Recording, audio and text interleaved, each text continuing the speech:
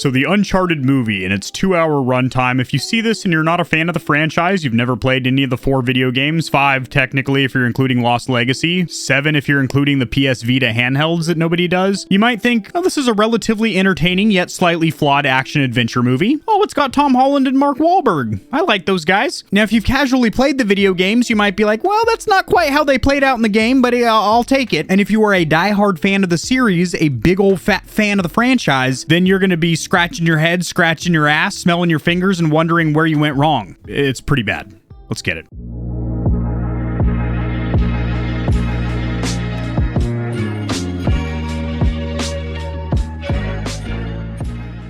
So first of all, I've been covering this movie for almost 2 years. Here's a little clip of me talking about this movie when it was first announced. It's something that's been near and dear to my rear, and that would be the Uncharted movie. I am a huge Uncharted fan. When people always ask me my top 3 or top 5 games of all time, the Uncharted series is always right up there, because even if you aren't into video games, period, you're not a gamer, people can watch you play Uncharted and it's like a movie. I mean, literally the voice acting, the story, the visuals, everything is absolutely stunning. I do think that Nolan North needs some kind of a cameo in this movie. Now, Tom Holland, the guy who plays Spider-Man, is actually going to be Nathan Drake. Now, if you look at the pictures here, he's dressed up in the Uncharted garb and everything, dressed up like Nathan Drake. So apparently this movie was an absolute production hell for the entirety of its creation, so keep that in mind. Keep that with a little grain of pubes in the back of your mind. So first of all, starting with the cast and crew, absolutely every single character in the movie was incredibly poorly cast except for Antonio Banderas, who plays one of the many villains. We jump around from villain to villain. It is relatively confusing until you finally find out who the real villain is. He is the only character that you might think, oh, he should actually be an Uncharted villain in one of the games. Tom Holland is Nathan Drake. I like Tom Holland. I think he's a good actor. I think he was entertaining, and I think he played the part relatively well. Is he the best possible Nathan Drake? Absolutely not. Are there better options?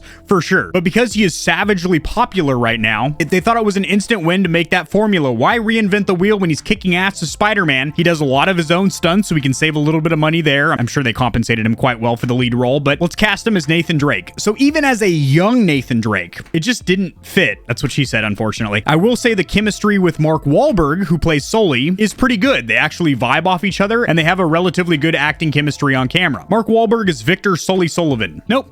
Doesn't make any sense whatsoever. He doesn't look, sound, or act like Victor Sullivan. Not even a young Sully. Sophia Taylor-Ali, who plays Chloe Fraser, looks like a young Chloe, acts like a young Chloe, doesn't sound like her whatsoever. Chloe has a very deep, raspy, sultry voice, I guess you could say, and Sophia does not. Little comparison here. Needs an accent, could be South African, could be English, could be Australian. And I thought, I'm so getting this part, I could do all 3. Lazarevic paid top dollar for Marco Polo's journals. He's been after the Chintamani stone for years. You have no idea who you partnered with. That's a little nitpicky, Kevin. Yeah, you're right, it is. Let's move on. But you know what's not nitpicky? When they completely change the dynamic of the relationship between Sully and Nathan. In the games, particularly Uncharted 3, which is where you get to play as a young Nathan Drake, showing exactly how he met Victor Sullivan, who basically took him in, adopted him, almost like a father figure, showing him how to become a con man / adventurer, treasure hunter, Indiana Jones style dude. Nathan was about 12 or 13 when Victor met him, and he was never trying to con him or play him. He saw a lot of himself in Nathan and decided to kind of take him in and look after him. Never was trying to con him or play him. In the movie, Drake is a bartender, so he's at least 21 years of age, I would assume, and Sully's more or less hustling, using, conning him to try and get to treasure. What? Again, not going to spoil anything, but the relationship that Nathan has with his older brother Sam and what he thinks has happened to Sam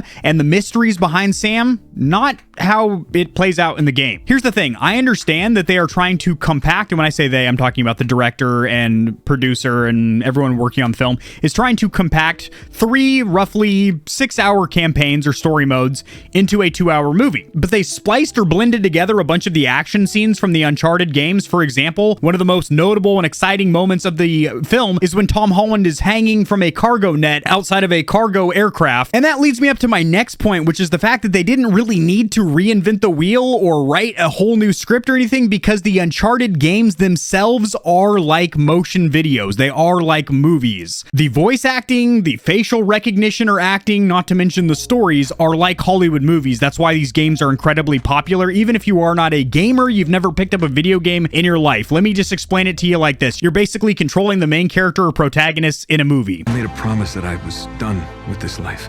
How long have we been chasing this thing? Long time. Real long time. just you and me.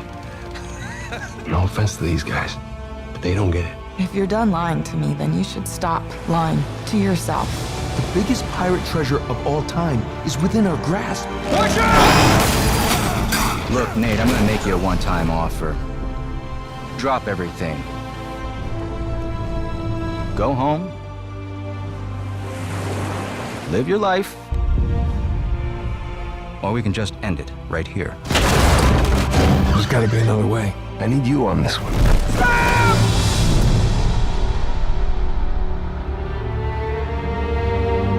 So they didn't really need to rewrite a script or anything. They could have just condensed little bits and pieces of the game. Also, the scope and scale of the mission, what they're trying to do here, find the lost treasure of Magellan and whatnot, is a little bit small in the grand scheme of the Uncharted playbook. Okay, so that's just the problems with correlation between the video games and the movie. But if you've never played the games before, or you played them casually, but you're not a huge fan, you don't really care about that. You're just looking at this as an action movie. How is it? Still not great. Let's look at the problems in just the capacity of an action movie. Well, first of all, it is very confusing who the real villain is, because everyone is out for themselves and they all have their own hidden agenda and they're all not trustworthy of each other, which I kind of understand in the treasure hunter world. That's probably how things are. Everyone's a bounty hunter or they've got some kind of a contract behind each other's backs and stuff. But it happens so much to where finally by the end of the movie, you're not even surprised by it. You're just like, well, I can't trust any of these fuckers. I don't even trust Nathan and he's the main character. Also, the action scenes are good. I never really got that shot of adrenaline up the urethra tip that I look for when I go to the theater to see an action movie, where everything felt watered down, like it was the diet, the Coke Light version. This feels like a diet version of the Uncharted games. Everything the Uncharted movie does or tries to do, attempts to do, is done better in the actual video game series that it is based on. Now, I will say, generally, movies that are based on video games are either very shitty or okay. Some of them have actually been pretty good, like Tomb Raider, Lara Croft's Tomb Raider with Angelina Jolie, who never calls me anymore, by the way. Doom, slightly entertaining, a little corny and whatnot. Resident Evil, hit and miss. There are literally dozens, if not hundreds, of movies that are based on video games. I should probably make a separate video with like a tier list of all these or something. Here's the thing. Uncharted stands above most of them. That's like saying you're the best pole vaulter at the retirement home. Your old dusty ass needs to sit down before you break a hip,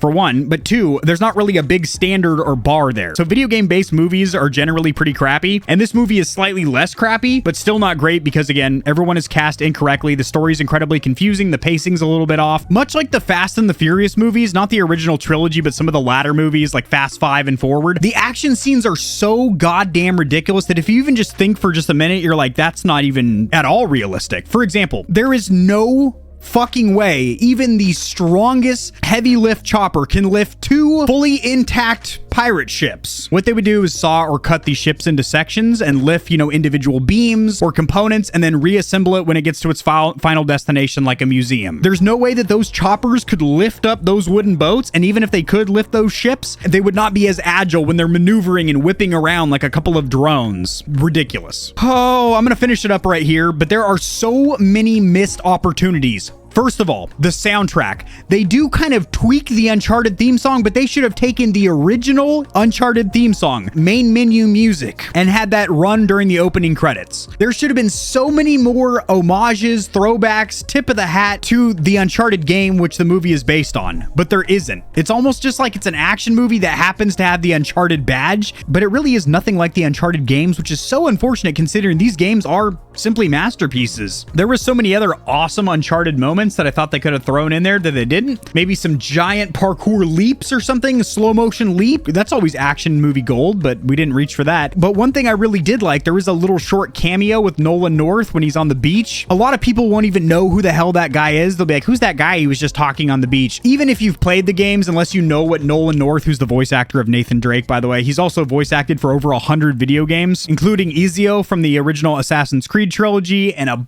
bunch of other stuff. If it wasn't a young Nathan Drake they were going for, if they were just going for old Nathan Drake when he's in his 30s or 40s and he's married to Elena and they have kids and stuff, Nolan North would actually be a good choice as the actual actor for Nathan Drake, for an older Nathan Drake. Which, by the way, all the characters are more interesting in their older, fully evolved forms. When they're young, they're kind of naive and don't have a lot of experience as a treasure hunter and a con man or con woman. In their older, more gray-haired version, these characters are actually quite a bit better, more more cunning, more clever, more witty. Fuck, maybe the next Uncharted movie they can do an older version of all these characters. But as it is, I was not a fan of the Uncharted movie. I had a good time because I was on date night with a beautiful young woman, and I was watching a movie that, is based on a video game series that I love. It just missed the mark for me.